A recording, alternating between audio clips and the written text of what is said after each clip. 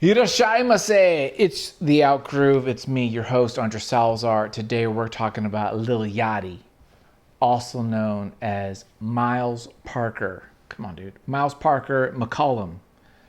You got a name like Miles Parker McCollum, you don't need to change your name to Lil Yachty. Just saying.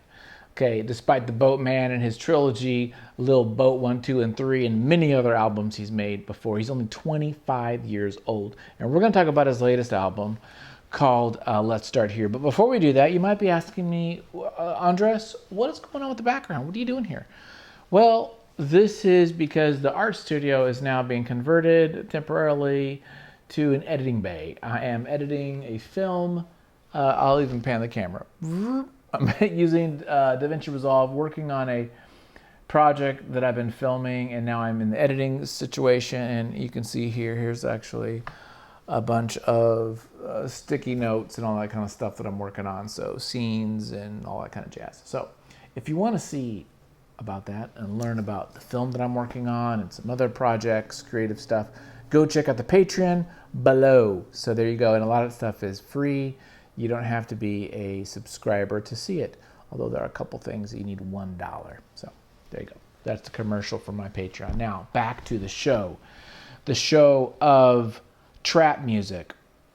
I like trap music. Some of my favorite tracks lately over the last couple of years is trap. It's a subgenre of hip hop I'm not offended by. I like it a lot. That said, sometimes it can get old. I can't listen to trap for like all damn day. I can listen to an hour or two and then I gotta take a break. So when Lil Yachty, who's done basically trap most of his professional career, goes into this, and I heard about this online, like, you gotta check this out. I'm like, okay, let's check it out. Within 10 seconds, 20 seconds of the first track, Black Seminole, I was like hooked. I'm done. I'm like, boom. Remember, bunch of Pink Floyd albums over there. Okay, I've got not all of them, but a lot of the good ones. The good ones we'll say. So I'm a Pink Floyd fan. So when you hear these guitars, when you hear the spacey riffs and the synths and stuff like that, you're like, okay, he's not doing what he normally does. He's going to another world. He's switching this shit up, and that's what everyone's got a buzz. And that is what's really freaking cool about this. Like, seriously, huge freaking fan, big fan of the fact that he's doing something completely different. 14 songs, 57 minutes. Not everything is perfect. They're not all bangers. They're not all great. But I think Black Seminole is the best one of the bunch, actually. But there are a lot of good ones. Even the second track, I'm not a fan of autotune. I don't like autotune. But there are some times when it works. And I was not offended by the autotune because it, again, goes with the theme, goes with the spacey, synthy stuff. So I was like, okay, he's like a robot-y. That's fine. Totally do not freaking mind it. Third track, Running on a Time. Again, a lot of synthesis. I keep saying, all these like 80s type of like synthesizer sounds. And I mean, it's not hip hop. It's hip hop, but it's not. He's really making a rock album. He's making just something very, very different. And I really applaud him for that. It is, not to overconfabulate. It's brave.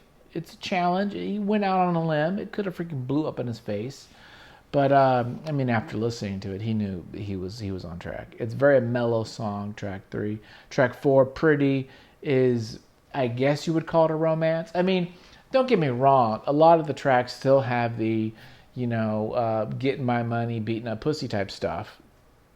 But, but the musicality, the song choices, the chords, the music part is very unique and very different. And I freaking loved it. There you go. I've been listening to this album like almost nonstop for a while now. And totally a fan, totally into it.